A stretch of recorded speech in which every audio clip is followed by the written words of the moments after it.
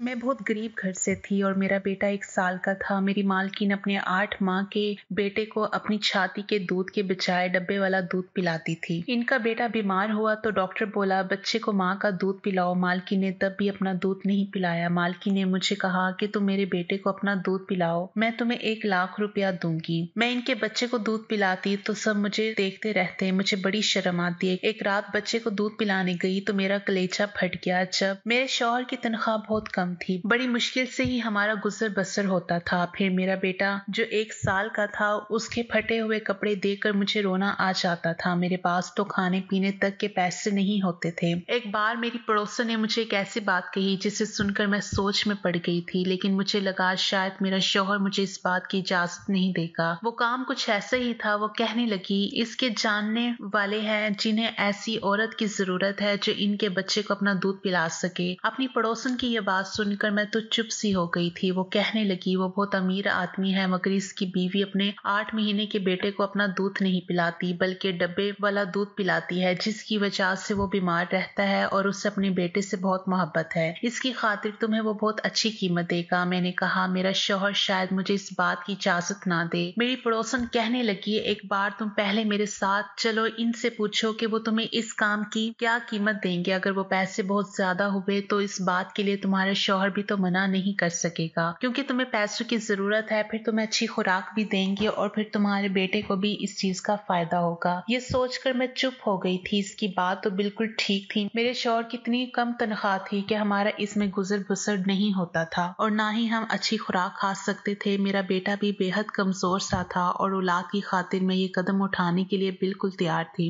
जबकि किसी और दूसरे बच्चे का पेट भरना अपने ही बच्चों के साथ गद्दारी करने के बराबर था। ये काम आसान तो बिल्कुल नहीं था, लेकिन अपने बच्चे की खातिर मैं ये सब करने के लिए बिल्कुल तैयार थी। मुझे भी अपनी पड़ोसन की बात ठीक लगी थी। पहले मैं इन लोगों से बात तो कर लूं, ताकि अगर मुझे वहां से अच्छी तनख्वाह मिलने की उम्मीद हो गई तो मैं अपने शौहर को भी राजी कर लूंगी। अगले दिन मैं अपने बच्चे को गोद में लेकर पड़ोसन के साथ इनके बंगले में पहुंच गई। वो वाकई बहुत अमीर लोग थे। जब मैं अंदर गई तो इस घर की मालकिन टांग पे टांग चढ़ाकर सोफे पर बैठी हुई थी और बच्चा बहुत रो रहा था और एक कम उम्र की नौकरानी की गोद में था जो उसे फीडर पिला रही थी, लेकिन बच्चा दूध नहीं पी रहा था। मालकिन ने मुझे सर से पांव तक बड़े गौर से देखा और उसके चेहरे पर बिल्कुल नागवारी सी छाई हुई थी। न जाने तुम्हारे मालिक के दिमाग में कौन सा भूत सवार हो गया है। आजकल लोग बच्चों को डब्बे वाला दूध पिलाते हैं और बच्चे पल जाते हैं, लेकिन नहीं, इससे अपनी बात ही पूरी करनी होती है। वो कहने लगी, फिलहाल मेरा ये मसला नहीं है। तुम्हारे मालिक अभी कमरे में हैं, बाहर आते हैं तो तुम इनसे बात कर लेना। ये कहकर उठकर वो बाहर चली गई और ड्राइवर को बुलाने लगी। उसने शॉपिंग पर जाना है इसलिए गाड़ी को रेडी करे। मैं तो उस औरत को देखकर हैरान सी रह गई थी। वो भी तो माँ थी। खैर, फिर मैं उसे देखकर सोचने लगी शायद उसे कोई बीमारी होगी उस औरत को, जो कि मजबूरी की वजह से वो अपने बच्चे को इसके हक से दूर रख रही है। लेकिन ये तो बिल्कुल हट्टी कट्टी थी।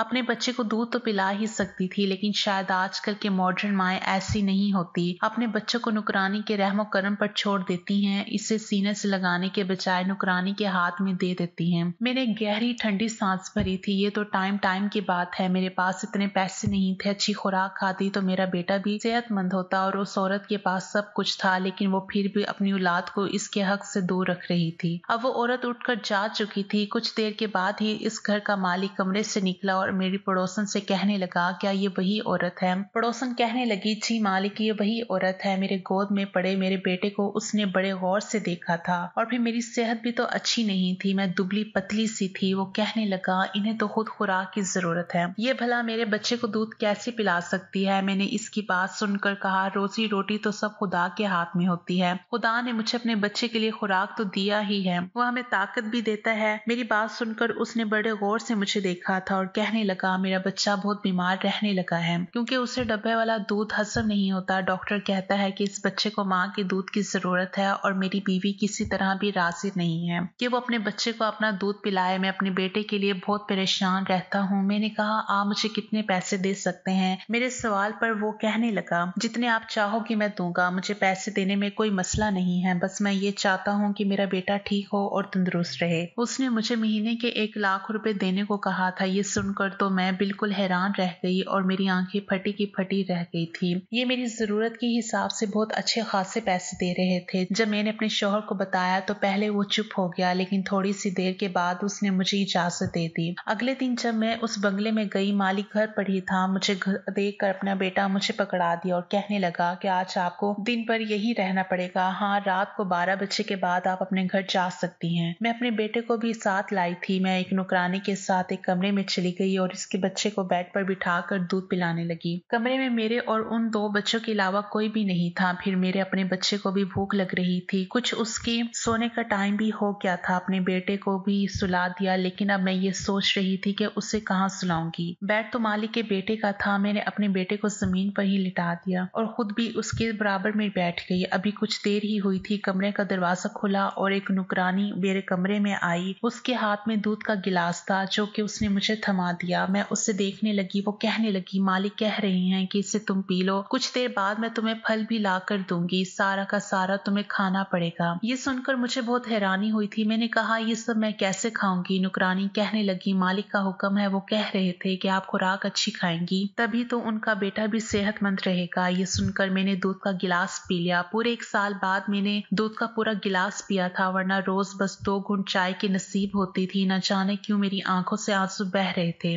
वक्त भी इंसान को कैसे कैसे मोड़ दिखा देती है। कहाँ मैं एक रोटी को तरसती थी और यहाँ मेरे सामने दुनिया जहां की हर चीज रखी हुई थी। सिर्फ इस मालिक के बच्चे की वजह से 5 दिन में ही मेरी सेहत में बहुत अच्छा फर्क दिखना शुरू हो गया था। लेकिन एक चीज जो मैंने महसूस की वो ये थी, जब मैं मालिक के बेटे को कमरे में लेकर जाती, कुछ देर बाद ही मालिक किसी ना किसी बहाने से मेरे कमरे में आ जाता, मुझे बड़ी अजीब नजरों से देखता। मुझे उलझन सी महसूस होती। मैं जल्दी से उसके बच्चे को गोद से उतार देती, मुझसे अपने बेटे के बारे में पूछने लगता। मुझे अपने मालिक की यह हरकत बहुत बुरी लगती थी। मेरे कमरे में क्यों बिना झिझक आ जाता है? जब 4-5 दिन यही चलता रहा तो फिर मैंने एक दिन उनसे कह दिया, देखिए मुझे यूं अच्छा नहीं लगता, बार बार कमरे में क्यों आते हैं? मेरी बात पर उसके माथे पर बल पड़ गए थे। कहने लगा, सच्ची एक बात बताऊं आपको मैंने कहा, जी कहिए। वो कहने लगा, देखो मैं आपको जो खाने पीने में इतना सामान देता हूँ सिर्फ इसलिए करता हूँ ताकि मेरे बच्चे की अच्छी सेहत हो। बस मुझे वहम रहता है कि हो सकता है कि आप मेरे बेटे के बजाय अपने बेटे पर ज्यादा ध्यान देती हूँ कि मैं अगर पैसा खर्च कर रहा हूँ तो अपनी औलाद के लिए कर रहा हूँ। ये सुनकर तो मेरा दिमाग घूम कर रह गया था। क्या समझता था वो मुझे? क्या मैं बेईमान हूँ? उसका खा पी कर अपने बच्चे को सेहतमंद करूंगी और उसके बेटे को पूछूंगी नहीं या उसको भूखा रखूंगी? मैंने कहा, सर मैं गरीब जरूर हूँ लेकिन नमक हराम नहीं हूँ, और आपको ऐसी ही शक है तो ठीक है, आप किसी और औरत को रख लीजिए। ये कहने के बाद मैंने अपना बच्चा गोद में उठाया और बाहर जाने लगी। वो मुझे पीछे से बुलाता रह गया था लेकिन मैं 1 मिनट भी वहां ना रुकी और अपने घर आ गई थी। मैं गरीब जरूर थी लेकिन समीर बिल्कुल ठीक था। इतनी बातें सुनने के बाद मैं भला वहां क्यों रुकती? मैं अपने बच्चे का हक उसके बेटे को दे रही थी, इसका ख्याल भी रखती थी। जब तक मैं वहां होती उसके बच्चे को संभालती थी और अपने बच्चे को उसके खिलौनों से बहला देती थी।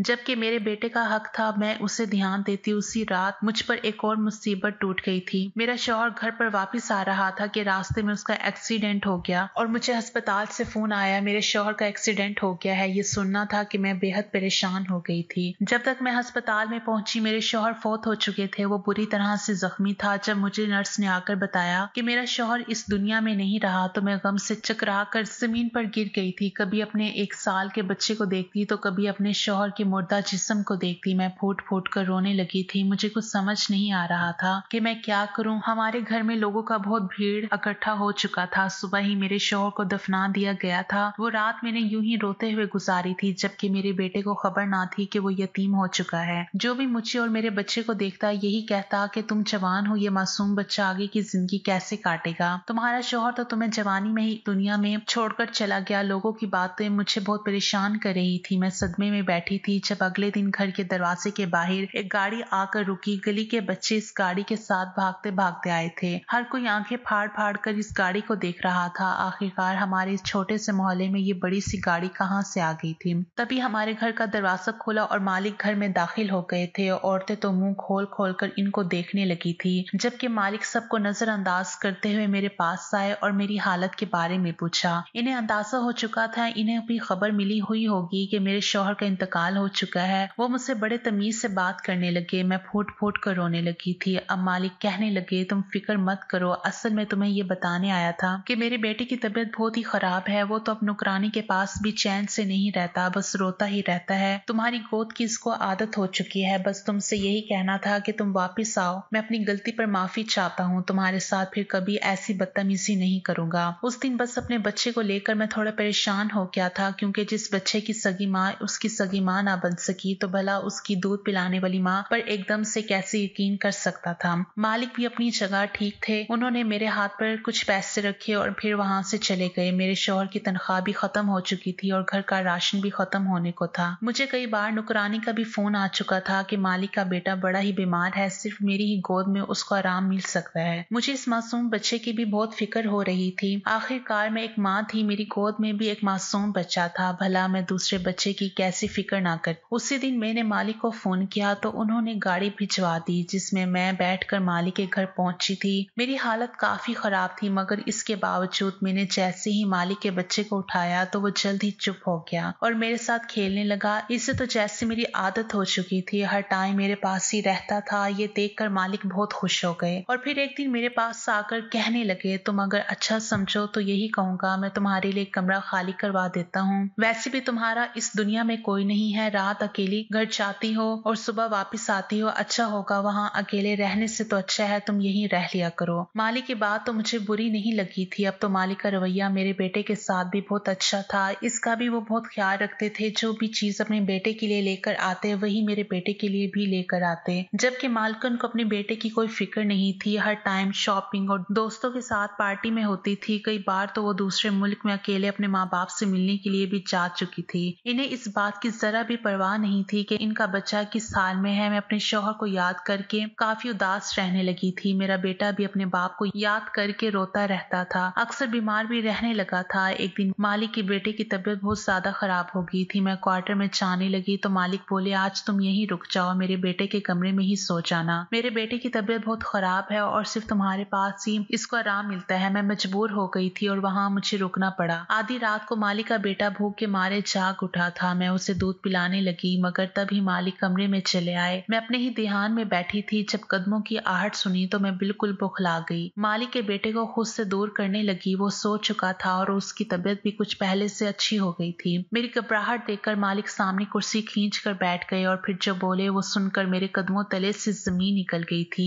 मालिक कहने लगे कि देखो, मैं जो कुछ कहने चाह रहा हूँ वो ध्यान से सुनना। मैं एक ऐसी लड़की से शादी करना चाहता था जो ना सिर्फ दुनियादारी संभाले बल्कि घरदारी और मेरे होने वाली औलाद को भी संभाले, इसकी अच्छी परवरिश करे। जबकि मैंने जिस औरत से शादी की उसमें ऐसी कोई भी खूबी मौजूद नहीं है। इसलिए मैं चाहता हूँ कि जैसे ही तुम्हारी इद्दत पूरी हो जाए तो मैं तुमसे शादी कर लूंगा। तुम मेरे बेटे का बहुत अच्छे से ख्याल रखती हो, मेरा बच्चा भी तुमसे घुल मिल चुका है। मैं चाहता हूँ कि तुम्हें इसकी माँ का मकाम दो। मालिक की बात सुनकर तो मेरा चेहरा बिल्कुल लाल हो चुका था। मैंने जल्दी से कहा कि नहीं, मुझे सिर्फ अपने शौहर से मोहब्बत थी। मैं ऐसे कैसे आपसे शादी कर सकती हूँ? अभी तो उसकी रूह को ठीक से सुकून भी नहीं पहुंचा होगा। मैं वहां से उठकर वापस अपने क्वार्टर में चली गई। मगर मालिक कहने लगे कि तुम्हें अपने फैसले का पूरा हक है, तुम जो कहोगी मैं वही करूंगा। मालिक का रवैया मेरे बच्चे के साथ बहुत अच्छा था। इनकी वजह से मेरा बेटा भी ऐशो आराम में जिंदगी गुजार रहा था। मैंने बहुत सोचा। जब अपने बच्चे का मुस्तकबिल देखा और मालिक के बेटे को, तो मजबूरन मुझे मालिक का फैसला मानना पड़ा। मगर मुझे मालिक की तरफ से बड़ी ही बेचैनी दिखी थी। जैसे ही मैंने मालिक से शादी करने के लिए हाँ की तो मालकिन ये सुनकर भड़क उठी थी। उन्होंने उस टाइम अपने शौहर के चेहरे पर एक थप्पड़ मार दिया था और कहा कि तुम्हारी जरूरत कैसी हुई एक नौकरानी से शादी करने की? मालकिन किसी अमीर बाप की बिगड़ी हुई औलाद थी और मालिक को अपना गुलाम समझा करती थी। मगर मालिक ने उन्हें कुछ ना कहा और उन्हें तलाक के पेपर पर दस्तखत करने को कहा। मालकिन चीखती रह गई। उसने अपने बाप को फोन कर दिया, मगर मालिक भी बहुत गुस्से में था, किसी की नहीं सुन रहा था। कुछ देर बाद एक बहुत बड़ी गाड़ी आई और मालकिन हमेशा के लिए इस घर से चली गई। साथ में ये धमकी भी दे गई थी कि मैं तुम दोनों को देख लूंगी। अगले दिन मालिक ने मुझसे शादी करनी थी। मालकिन का बाप हमेशा के लिए उसको लंदन लेकर चला गया था और उनका किस्सा भी खत्म हो गया था। मगर मुझे बड़ा अफसोस हुआ था कि काश मालकिन अपने बेटे को टाइम देती और घर को समझती। मगर इनकी दोस्तियां तो बहुत से लोगों से थी, इनके पास तो टाइम ही नहीं होता था। अब कभी कभी मुझे लगता है कि मैंने ये फैसला करके गलत नहीं किया। मगर शादी के बाद जब मैंने मालिक की मोहब्बत देखी तो मैं खुद को खुशकिस्मत लड़की समझने लगी थी। शायद ये सब कुछ मेरे नसीब में लिखा था। मेरे बेटे को बाप का प्यार मिल रहा था, वही मालिक के बेटे को